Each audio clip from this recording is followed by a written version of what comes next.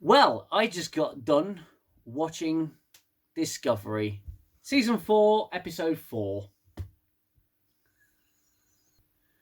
Okay, I just want to start by saying a huge thank you to everybody who's subscribed to my channel. It really means a lot, and I'm really happy that you are enjoying these videos. Really enjoy all the comments, good and bad. It's been great to read them and get your thoughts on everything. And all the likes for the videos, absolutely brilliant. I really appreciate it. I want to say a big thank you to everybody. And please consider subscribing if you haven't, and give this video a like. So, well, what happened in this episode? I'm not even sure at this point. Federation and Vulcan planet Navarre. Navarre wants to join the Federation, but the Federation won't compromise with Navarre because Navarre want a get-out clause. They want a Norexit, basically. That if the anomaly causes and destroys everything, they want to be able to pull out like it matters at this point. Burnham and Saru have to save the day. Of course, Burnham has to be involved because Burnham saves the day. Tilly goes on an away mission with some cadets, crash lands, and nearly gets eaten by a giant space monster, which was entertaining a little bit. And they have to use teamwork to get out of that situation. And Book is in counselling with Dr. Culber. I remembered another name. Gray's got a different haircut. It looks absolutely ridiculous. But hey ho, who am I to judge? I'm laughing so hard. Okay. David Cronenberg has returned for this episode to basically tell Tilly how amazing he thinks that she is.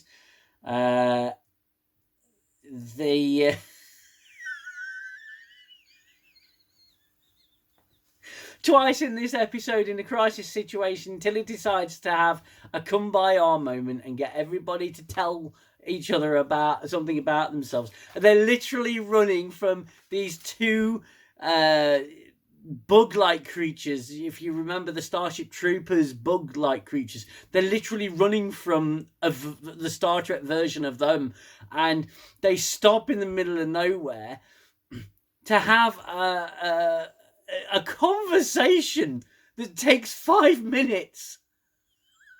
In the middle of a crisis situation, they're running from these monsters. They're running from something called spider lightning, which is red alien lightning, that when it hits the ground, for some reason, starts to envelop Adira, and they have to use teamwork to get her free and pull her out of it.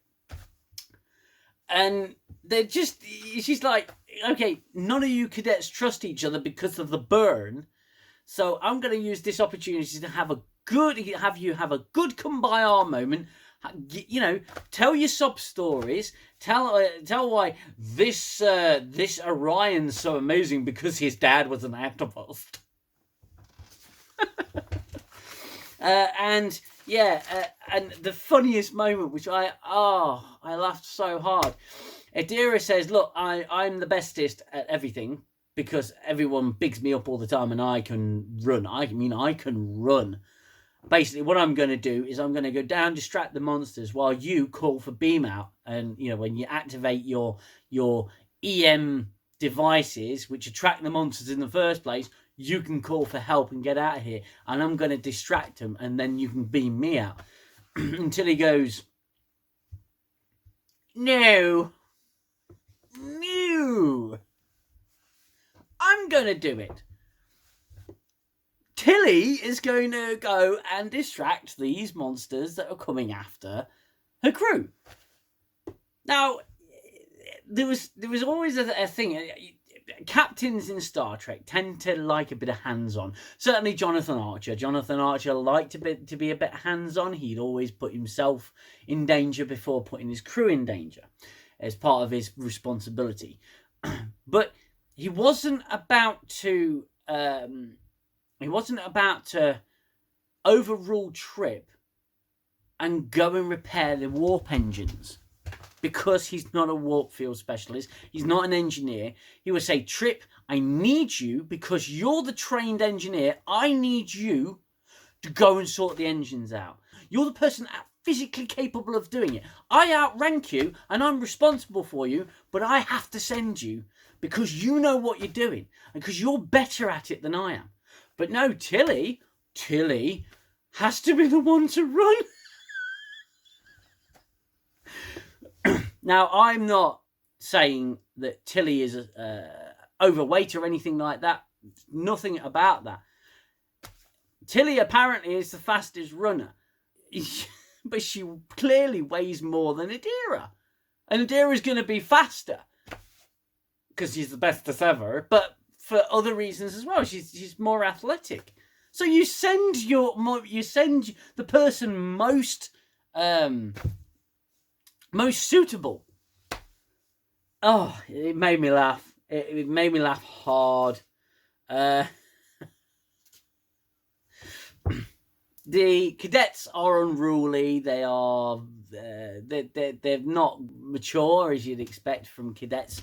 But you remember that DS9 episode called Valiant, where although the cadets were a bunch of reckless dicks, they did still maintain a command structure. Yeah, they all followed the captain, and I mean, unfortunately, they followed him to their deaths, basically. But they all followed him, and they all maintained a command structure because that's what Starfleet officers do. That's what cadets do. It's what they're trained to do. But for the Federation, it's not the Federation anymore. It's pseudo-Federation.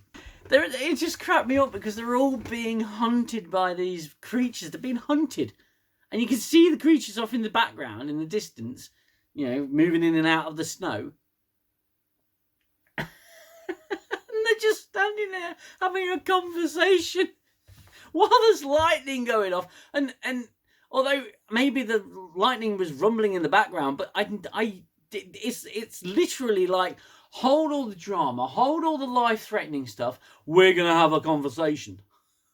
Hold on. We're talking. Oh my God, it was really funny.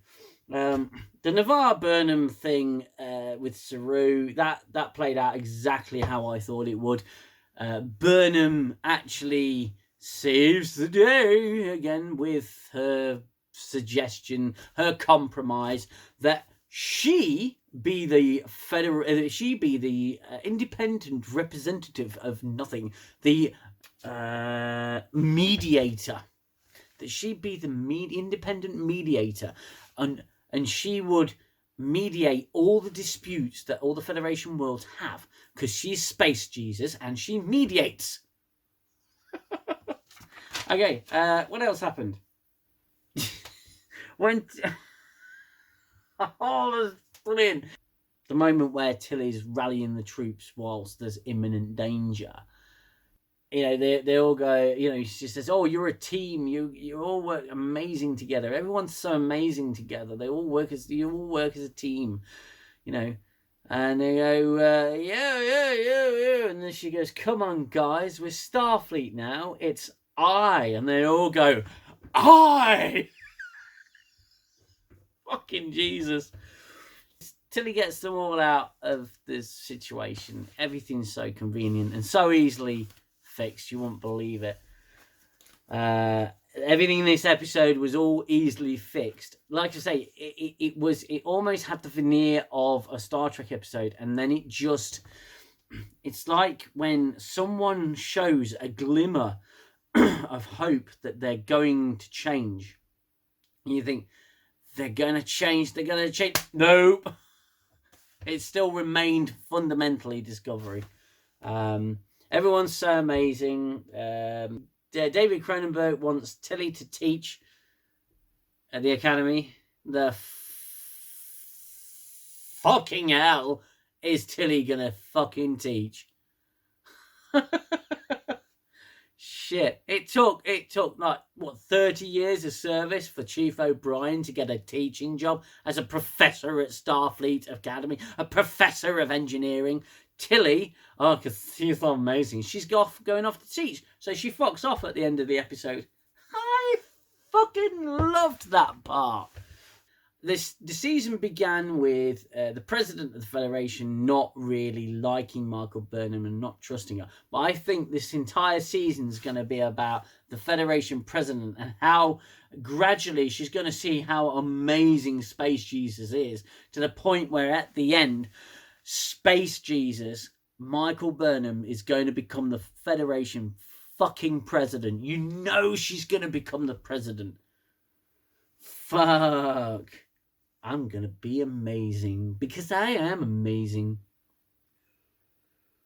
So yeah, it was a bit of a meh episode, really. There's a lot of little things that people were saying, and a lot of little things that people were, that the characters were doing, which I've rolled my eyes at. But I'm getting used to rolling my eyes a lot, because this show, it had such potential. It really did have potential. And it's just pissing it away. Everybody's got to talk about the feelings. As I've said in my previous videos, it's all about feelings. You've got to talk about your feelings and open up. It's literally teenage emotional bile. So that was this week's episode. Really kind of boring. Like, really boring. Like, give it a miss. If you don't watch this episode, you're probably not going to miss anything. Aside from, hopefully, next episode going, where the fuck's Tilly? I don't know where Tilly is. Where's Tilly?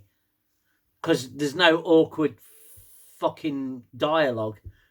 There's no one going, okay, so I'm Tilly, and I'm a lieutenant on the Discovery, and I'm literally, like, lost and don't know what to do with my life, and, oh, that's right, I'm going to go teach.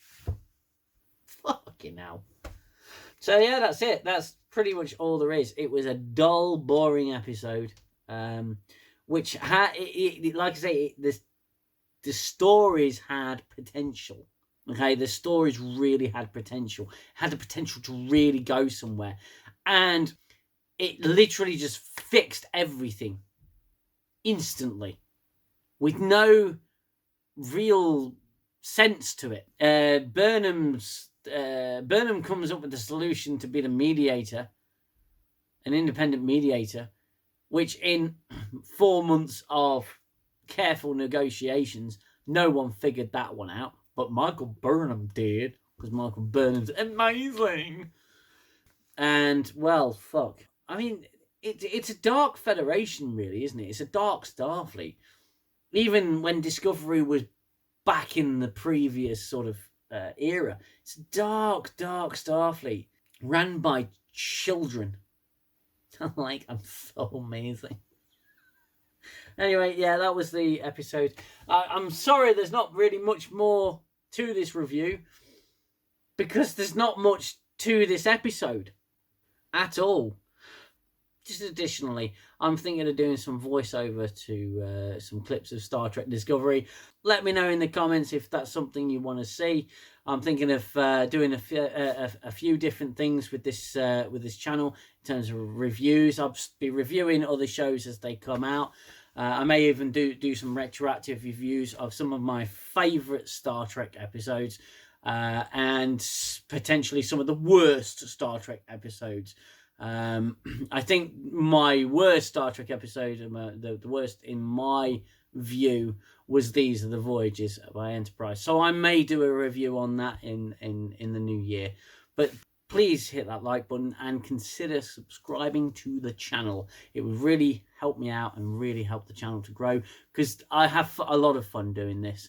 And I will see you in the next video. Until then, look after yourselves and one another, and stay safe. Bye-bye for now. I need the silence, stop the violence of the war in my head. Time's the healing. stapler, the eraser of all done and said. And as I fall back to my shelter, I know I'll only find peace in your smile.